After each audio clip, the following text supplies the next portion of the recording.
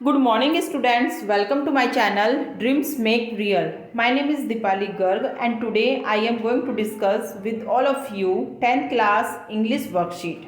Worksheet number 64 dated on 10th of December 2020. बच्चों आज हम आप लोगों की जो फर्स्ट फ्लाइट बुक है टेक्स्ट बुक है इससे चैप्टर 7 ग्लिम्स ऑफ इंडिया इसका part A baker from Goa इसको आज हम डिस्कस करेंगे। देन कुछ क्वेश्चन दिए गए हैं, चैप्टर को डिस्कस करने के बाद फिर हम क्वेश्चन की तरफ चलेंगे। तो बच्चों पूरी वीडियो आपको ध्यान से देखनी है, अपनी कॉपी पेंसिल साथ लेकर बैठिए सो दैट आप साथ साथ अपना काम करते रहें। वीडियो को पॉज करके आप अपना साथ साथ काम करते रहें और ध्यान से सुनना जो मैं आपको डिस्कस कर रही हूँ, चैप्टर समरी बताऊंगी। Read the following extract and answer the questions that follow. The loaves were A baker का मतलब ही है बच्चों आपको, बेकर कौन होता है? डबल रोटी ब्रेड जो बेकिंग का काम करते हैं उसको। गोवा में जो पहले का टाइम था, गोवा में बेकिंग का काम बहुत ही फेमस काम माना जाता था। आज भी बेकिंग का काम वहाँ पर फेमस है। लोगों का जो पूर्वजों का काम पहले से चलता आ रहा है, पीढ़ी दर पीढ़ी वही काम आज भी आगे वहाँ पर लोग उसको ही आगे बढ़ा रहे हैं।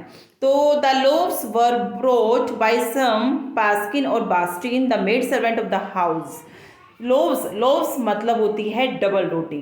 डबल रोटी को लाया जाता था कुछ पास्किन बास्टिन जो हमारी मेड सर्वेंट होती थी घर की। What we longed for were those bread bangles which we choose carefully.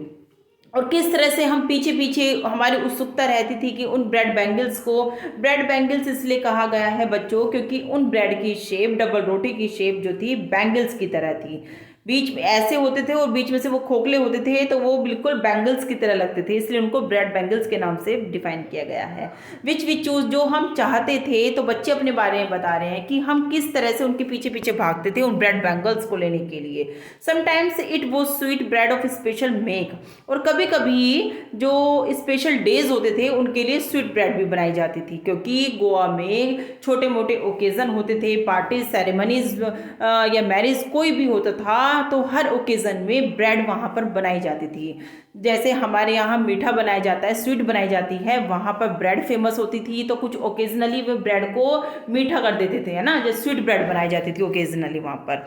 The baker made his musical entry on the scene with the झंग झंग sound of his specially made bamboo stuff. और baker कैसे entry करता था अपनी, उसकी entry musical होती थी। क्यों? क्योंकि जो उसके हाथ में जो स्पेशल बम्बू का बना हुआ स्टफ होता था, जब वो उसको बजाता था तो उसको झंग झंग की आवाज़ आती थी। One hand supported the basket on his head.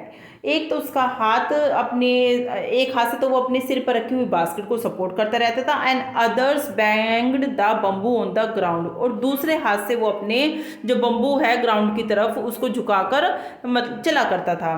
तो इस तरह से वो बजाता हुआ जाता था, थन झन झन की आवाज़ हुआ करती थी। He would greet the lady of the house. और वो जब आता था तो किस तरह से वो जो घर की लेडीज़ होती थी, हाउस की जो लेडीज़ होती थी उनको ग्रीट करता था। ग्रीट मतलब गुड मॉर्निंग, इस तरह से बोलता था। ग्रीटिंग वर्ड्स हमारे गुड मॉर्निंग तो इस तरह के वर्ड्स के लिए होता है। जब हम किसी का अभिवादन करते हैं, गुड मॉर्निंग रिप्लाई इस तरह से करते हैं, तो वो ग्रीट करना होता है।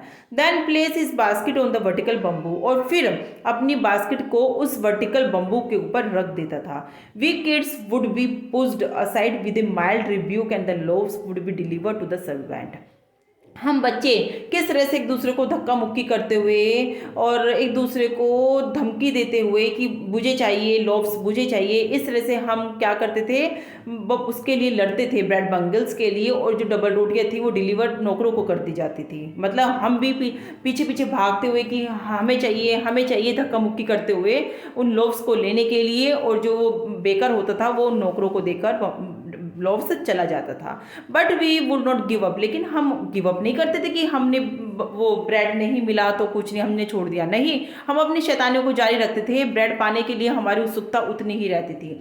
We would climb a bench और द पैरपेट और पीप इनटू द बास्केट। तो हम क्या करते थे, कभी कभी हम एक बेंच पर चढ़ जाते थे, बास्केट के अंदर झांकते थे। Somehow I can still recall the typical fragrance of those loaves. और किसी भी तरह से ये रहता था कि हम उस अच्छी अच्छी भीनी खुशबू को, जो उन लोव्स, जो उन डबल रोटियों से खुशबू आ रही है, उनको सूंघने के लिए, उनकी फ्रेगनेंस लेने के लिए हम उत्सुक रहते थे। Loaves for the elders and the bangles for the children. Loaves तो वो बड़ों के लिए थी, और बैंगल्स वो किसके लिए थी? बच्चों के लिए थी। डबल मतलब लोव्स की परिभाषा बड़ों के लिए थी और बैंगल्स की परिभाषा जो थी बच्चों के लिए कहा गया था। Then we did not even care to brush our teeth और वॉश आवर माउथ प्रॉपरली। फिर हमें ये भी केयर नहीं रहती थी कि हमने अपने टीथ ब्रश किए, अपना मुंह धोया सही से या नहीं। मतलब ब्रेड को लेने के लिए, उन ब्रेड बैंगल्स को लेने के लिए हमारे अंदर इतनी उत्सुकता रहती थी कि हमें ये भी परवाह नहीं रहती थी कि हमने अपने दांतों को ब्रश किया, मुंह को धोया या नहीं। एंड वाई शुड वी, और क्यों करें? Who would take the trouble of plucking the mango leaf for the toothbrush. हम क्यों दुख उठाएं, हम क्यों अपना ट्रबल लें कि हम जो आम की पत्तियों को अपने टूथब्रश करने के लिए तोड़कर लेकर आए। And why was it necessary to all, और इतना आवश्यक भी क्यों है दांतों को ब्रश करना? The tiger never brushed his teeth, कि चीते क्या कभी अपना ब्रश करते हैं? चीते ने कभी क्या अपनी दांतों को ब्रश किया है? चीते ने क्या भी, मतलब एक बच्चों ये आपकी कहावत यूज हुई है यहाँ पर, आपकी प्रोवर्ब यूज हुई है कि चीतों ने क्या अभी अपना मुंह धोया, कभी अपने दांतों को ब्रश किया है? Hot tea could wash and clean up everything so nicely। जब हम गर्म चाय को पियेंगे तो हमारे अंदर सब कुछ गंदगी को धो देगी आफ्टर ऑल, है ना। तो बच्चों का ये कहना है कि जब हम गरम गरम चाय पियेंगे तो वो सब कुछ धो देगी, क्लीन कर देगी, तो हम क्यों ब्रश करने की हेडेक लें। तो बच्चों अब देख लेते हैं क्वेश्चन, काफ़ी इजी क्वेश्चन आज की वर्कशीट में है। व्हाट प्रोड्यूस द झंग झंग साउंड। झंग झंग की जो साउंड होती थी उससे क्या प्रोड्यूस होता था? उससे थड़ की आवाज आती थी, स्टफ, है ना। तो आप लोग इसका ऑप्शन डी लगाएंगे, third of the stuff. Mark F against one statement that is fact. आपको फैक्ट बताना है कि 4 स्टेटमेंट दिए गए हैं, इनमें से कौन सा फैक्ट है। The children bought the loaves from the baker. होटी, बच्चे लोव्स को ले लेते थे, बेकर से खरीदते थे। द होटी was used to wash and clean at home. गर्म चाय यूज की जाती थी साफ करने के लिए, धोने के लिए घर को। या baker carried the basket on his head.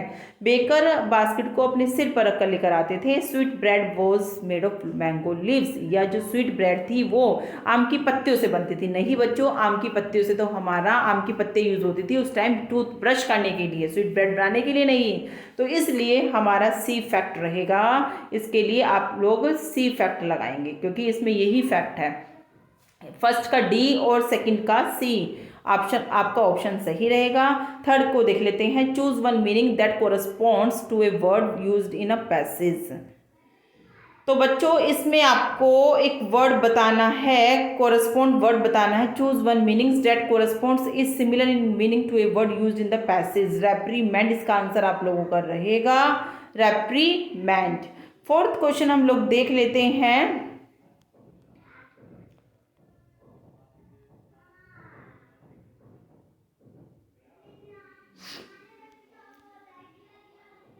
Why did the children rushed out when the baker arrived at their house? बच्चे क्यों भाग कर आते थे जब वो बेकर उनके घर की तरफ आता थे। The baker used to come at least twice a day। Baker एक दिन में 2 बार आया करता था, और एक तो सुबह मॉर्निंग में, and the second time when he returned after selling his stuff, और दूसरी टाइम जब वो बेच कर जा रहा होता था अपना stuff. The children would run to meet him as they wanted to have bread bangles। बच्चे उसकी तरफ इसलिए भाग कर आते थे क्योंकि वो ब्रेड बैंगल्स लेना चाहते थे। Describe the baker in your own words. अपने शब्दों में बेकर का पहनावा, बेकर के बारे में बताइए। The baker were usually dressed up known as kabai. Baker उस समय जो ड्रेस पहना करते थे उसको कबाई के नाम से जाना जाता था। आपको ये वर्ड याद रखना है, पेपर में जरूर आ जाता है ये। It was a single piece long frock. तो उस समय ये लॉन्ग फ्रॉक के टाइप में होता है जो घुटनों तक, ठीक है बच्चों, जो नीज तक एक लॉन्ग फ्रॉक टाइप का गाउन हो जाता है, सिंगल पीस होता है ये। But during the narrated childhood, लेकिन जब बचपन में, लेखक के बचपन के समय में बेकर क्या पहना करते थे? वाइट शर्ट पहना करते थे and trouser which were shorter, यहाँ पर वर आएगा बच्चों, विच वर शॉर्टर देन फुल लेंथ, जो कि फुल लेंथ से तो छोटा होता था लेकिन लॉन्गर हाफ पैंट्स, और हाफ पैंट से बड़ा हुआ था ट्राउजर उस समय। ठीक है। पीपल कॉल्ड देम पैडर, और उनको क्या कहा जाता था, पैडर कहा जाता था। बच्चों आपको कबई और पैडर ये दोनों नाम रखने हैं, दोनों ही नाम बहुत ही इंपॉर्टेंट है, दोनों ही नाम आपको याद रखने हैं। फिर हम देख लेते हैं, 3 ऑप्शन दिए गए हैं। दोज ईटर्स ऑफ लोव्स, मतलब डबल रोटी बना खाने वाले वे लोग, माइट हैव वेनिस्ड, गायब हो सकते हैं। फर्स्ट में आपका आएगा might have vanished, might have vanished का मतलब डिसअपियर होता है, गायब होना। But the makers are still there, लेकिन उनको बनाने वाले अभी भी हैं, क्योंकि पीढ़ी दर पीढ़ी वही काम कंटिन्यू है, वही काम आगे चलता जा रहा है। We still have amongst us the mixtures, we हमारे बीच आज भी अच्छे से मिक्स हो गए हैं, हमारे में घुल मिल गए हैं। द मोल्डर्स एंड, मतलब हो सकता है उन्होंने अपना काम बदल लिया हो। And those who bakes the loaves, second में बच्चा आपका आएगा जो कि डबल रोटी बनाते थे, बेक्स द LOAVES।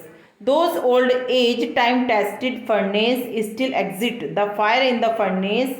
थर्ड में आप लोगों का आ जाएगा ये वाला, फर्स्ट में ये और सेकंड में ये। थर्ड में आप लोग लिख लेंगे has not yet been extinguished, extinguished।